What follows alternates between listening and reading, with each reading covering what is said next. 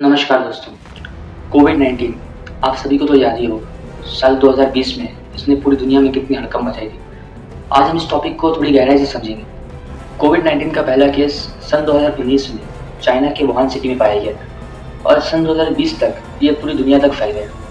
जी हाँ, आपको तो याद ही होगा इस वायरस ने कितनी हड़कंप मचाई थी। इसने लाखों लोगों की जान ली थी। जी हाँ, आज मेरा मकसद इस बात को दोहराना इसलिए है कि सन 2025 यानी आज के वक्त में ये वायरस फिर से इस दुनिया में कमबैक कर रहा है। The return of Covid. Hong Kong, China, Taiwan और सिंगापुर जैसे देशों में इसके केसेस इस साल फिर से मिले। इस वायरस ने इस साल फिर से हमारे देश भारत की तरफ रुख किया है। भारत के कुछ राज्य महाराष्ट्र, केरल, कर्नाटक, दिल्ली और चंडीगढ़ में इसके केसेस फिर से पाए गए।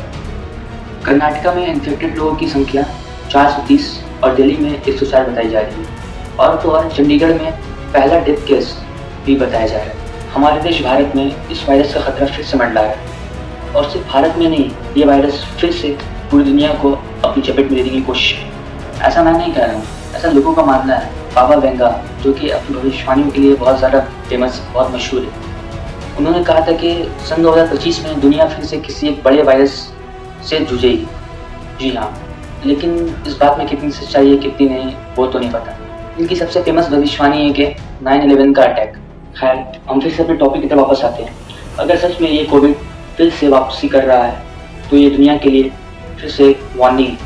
जी हाँ, चलिए देखते हैं कि 2020 के कोविड में हमें क्या क्या देखते हैं। सन 2020 में जब कोविड पूरी दुनिया में फैला था तो एक डेटा के अनुसार हमें ये पता चलता है कि लगभग पूरी दुनिया में 70 करोड़ लोग इससे इन्फेक्टेड हुए थे, जिसमें से अप्रॉक्स 70 लाख लोग मारे गए और बाकी रिकवरी केस बताया जाता है। जैसा कि इसका ओरिजिन चाइना बताया जाता है, चाइना का वुहान सिटी। तो इसके कारण सन 2020 के बाद से चाइना की जो टूरिज्म इंडस्ट्री है उसमें काफ़ी गिरावट देखने को मिली।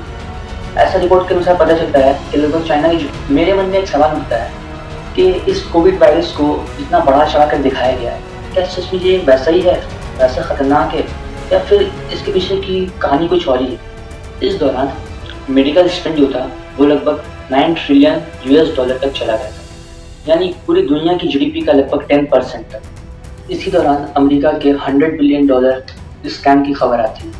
बताया जाता है कि ये चोरी पैंडेमिक रिलीफ फंड से की गई थी।